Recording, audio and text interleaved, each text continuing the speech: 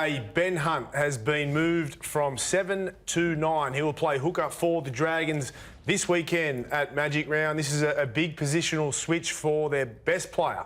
How has this come about? Well, bro, he's not going to. I don't think he's going to start the game at number 9. He'll start at halfback. It's my understanding he'll start at halfback to begin the game, and they've got Jayden Sullivan on the bench. And at some stage during the game, depending on how the game's tracking, if the Dragons are up 16-0, 20-0, whatever the case may be, Ben Hunt will stay at halfback. Okay. But if it's close and they need a spark or they need to change things up, it's my understanding Jayden Sullivan will come on and Ben Hunt will be moved to hooker and Moses Mbye comes from the field. Where I reckon this is such a risky play, Mick, is Ben Hunt trained all day today at Wollongong at dummy half. Jayden Sullivan trained in the halves alongside young Amon. But where it's a risky play is Ben Hunt, as much as he's a genius dummy half for Queensland and Australia, at 33 years of age, his preference at this point in his career is not to play dummy half for the remainder of his days in the NRL. So rival clubs have already taken note of this, and you can guarantee and take it to the bank that they'll be coming up with game plans about how they can try and prize Ben Hunt out of the Dragons if he becomes unsettled. We'll get to the rival club soon and potential places that he could go to if this doesn't work. Why have they made this move though, Hoops? Why have they moved him from 7 to 9? Well, because they're desperate to win a game. They've lost 4 straight. Anthony Griffin's, to a degree, I would argue, lost the plot this week by axing Lomax. He's desperate just to try and come up with answers. I think some of the other players at the Dragons, Ben Hunt and Griffin are like father and son best mates. That's my point. That's a really strong alliance. If he's good mates and father and son, Griffin and Hunt, and he wants to play 7, why would he go to 9? I think the dummy half, ball out of dummy half's been pretty slow, and Hunt gets the attack going a little bit quicker out of dummy half. Yeah, so they've got to try and find something. Anthony Griffin, obviously, this week has, and coaches come into the season and they have faith in their players, and they give them opportunities, they give them second chances. And Griffin this week said enough's enough. He's dropped Lomax, he's dropped Jacob Little. Yep.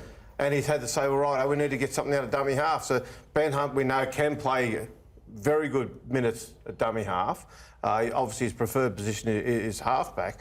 But they've got to try something, and that might just bring the zip to their attack that they haven't quite been getting to. And behind the scenes, there's been a push on for this internally within the club from figures within the club for quite a while.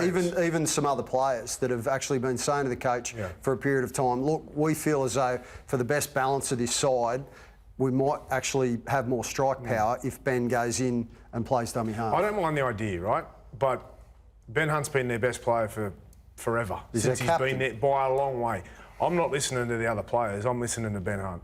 Right? That's my take on it, but that's not to say that it won't work, because he's such a great player and he's so good at 9. We've seen that at Origin level.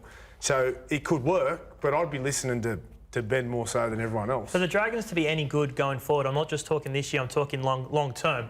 They need Amon and Sullivan. Well, they need to find out if Amon and Sullivan are up to playing first grade. That's what they need to do, because they've invested heavily in these guys. They still have a couple of years left on their contracts. You know, we've heard rumblings that they want out and the like. If the Dragons are to do anything in the short term, well, they need to work out, are these our long-term halves? Well, if they're not, they need to get them out the door and find some halves to replace them. On the flip side, if they perform well, well, they could got a 2 players that they can build around for the next 10 years. And a combination of Sloan, Amon, Sullivan and Hunt as a spine, if it works, actually looks really good. Yeah, but Mick, what about how much they've got invested in Ben Hunt? Well, he's their best player, to Braith's point. He's their captain.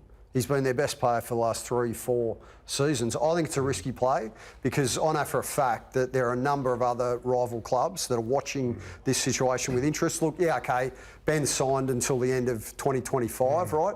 But we all know contracts aren't worth the paper that they're written on these days.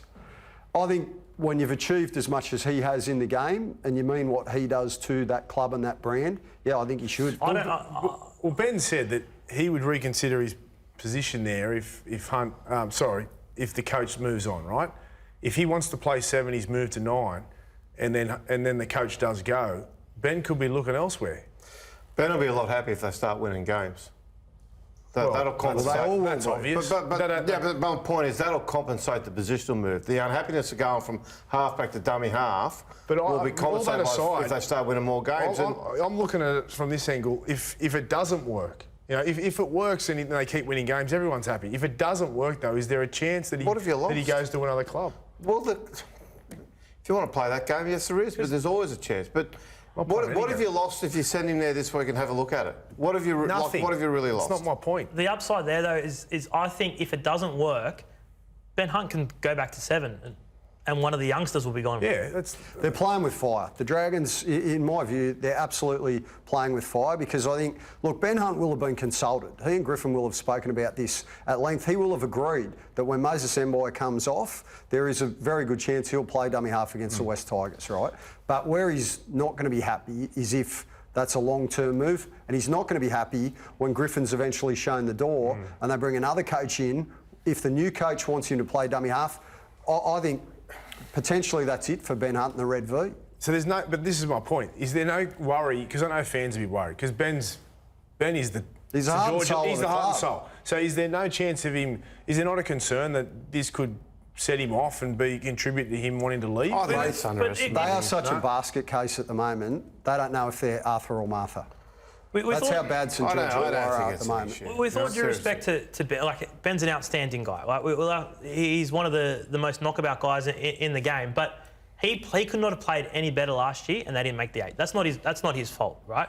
But you look at this year, and he hasn't got anywhere near that sort of form that he showed last year. So I have no issue with him being moved to 9, and if he's not happy with it, he's on $1 million. He should be told he shouldn't dictate where to play because that side has not warranted that sort of decision. He's their only good player. He's their only good player. But if they're to be he's going to play for Queensland at 9, if they're to be any good, they need Amon and Sullivan to work or find out. Yeah, but they've had a crack at stages over the years. Have you ever seen signs from them, Braith, that they're going to be a long-term way too inconsistent, and to be honest with you, they're very similar style of players. So I don't know who's going to be getting the team to where on the field, and just game management, control, discipline. That's their big test. And this week is huge because for the St George-Illawarra Dragons, they're playing the Tigers who are coming last. It's just as important or just as big a game as playing the Melbourne Storm, the Penrith Panthers, the Brisbane Broncos, because all eyes are on this game. They're expected really to win the game, and the Tigers are coming off a win. If they lose, we know what we're going to be talking about next week. So it's a big game for young halves to step up and try and produce in key positions. You could also argue it's the right game. They're playing the team that's running last. If you're ever going to try out a rookie halves combination, it's probably the team you try it against. And don't forget, this is something that Paul McGregor tried just before he was out the door as well. He shifted Ben Hunt to 9 in the last throw at the stumps, and a couple of weeks later he was gone. Now, there could be teams, I know you guys are not sort of seeing it the way I am here, but I see teams like the Raiders, Bulldogs, even the Roosters if Walker moves on. The Bulldogs, for me, are a club that if they had someone like a Ben Hunt, that would really complete their team right now. Is there not any interest? I've heard there's a bit of interest out there for him.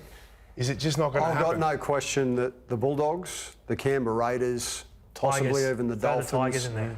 Yeah, but he's not again, with due respect to them, at this stage of Ben's career, I can't see him going I understand there. all that. Good on him for throwing the Hail Mary, it won't happen. But the Dogs, yes, I would look at Canterbury. That's a roster that's clearly on the rise. Good young coach. A lot of good positive things happening out of Belmore at the moment. If they can come up with the money, and they do have a lot of players off contract. The centres are off contract next season. You know, they've only got a certain amount of players signed at this point, so...